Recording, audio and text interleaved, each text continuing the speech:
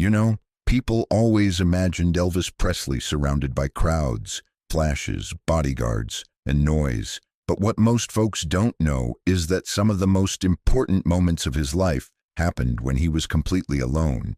Tonight, I want to tell you a story that even lifelong Elvis fans rarely hear. A quiet, haunting evening when the king of rock and roll slipped out of Graceland with no guards, no entourage, no lights, just a heavy heart and a need to be a man instead of a legend. And before we begin, if you love untold stories from the past, go ahead and like this video and subscribe. It helps keep these memories alive while we still have folks around who lived through them. Now, let me take you back to a warm October night in 1976. Elvis was 41. He still performed, still smiled on stage, still told the jokes fans loved. But inside he was carrying something heavy, a kind of loneliness that even fame couldn't cure. That evening, just after sunset, Elvis stood by the upstairs window of Graceland. He watched cars pass by, families, couples, people with normal lives he no longer remembered how to live. And he whispered something his maid later recalled, "I just want to feel normal again, just for one night." So he made a decision that shocked the few people who later learned about it. He put on an old gray jacket, pulled a cap low over his eyes, and walked out the back door of Graceland, alone. No one recognized him as he stepped onto Elvis Presley Boulevard, not as a star, not as the king, just a tired man searching for a piece of himself. He walked past diners, past gas stations, past a couple arguing on a porch, past kids running with footballs. Nobody looked twice.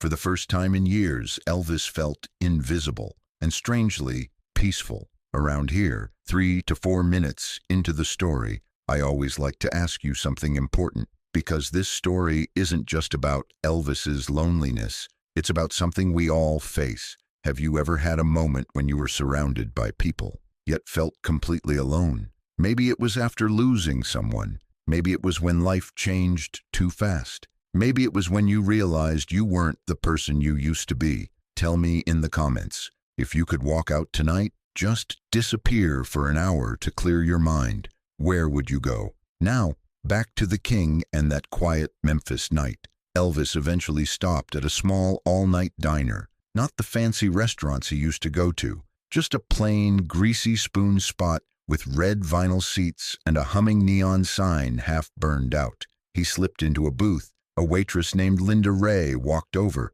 not recognizing him at all. "What can I get you, honey?" she asked. Elvis hesitated. When was the last time someone called him honey without cameras around? "Just coffee," he said softly. Linda smiled. "You look like you had a long day." Elvis chuckled under his breath. "You could say that." Linda sat the coffee down. "You know, a lot of folks come in here when they're looking for a little quiet. Whatever's weighing on you, it'll pass."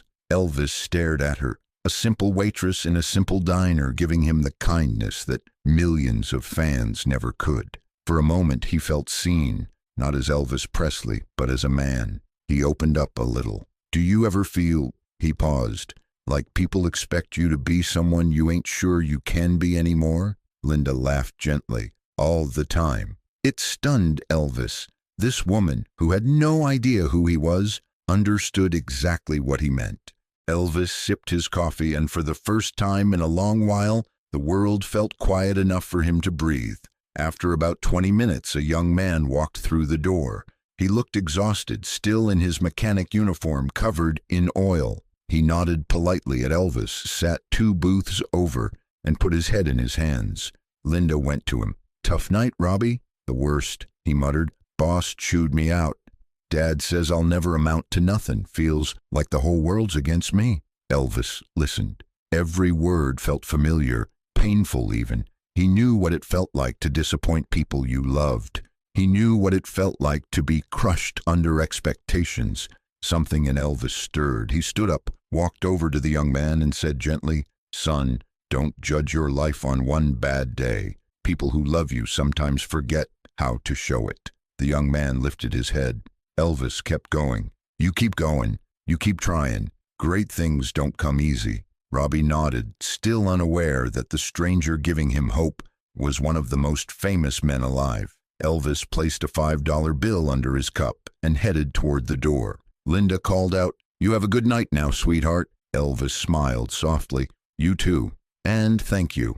He walked back toward Graceland under the dim streetlights, feeling lighter than he had in months. Later that night, he told Charlie West, his bodyguard, "I walked the streets tonight, and for a little while I wasn't Elvis Presley. I was just a man, and it felt good." The secret life element here? Elvis lived behind a mask, and that night, for the first time in years, he took it off. The emotional justice. He found peace not from crowds or applause, but from a simple waitress who didn't even know his name. The karma. He gave a little hope to a stranger, the same hope he wished someone would give him. And the smart revenge. He escaped expectations by doing something no one expected, walking the streets freely, even if just for a moment.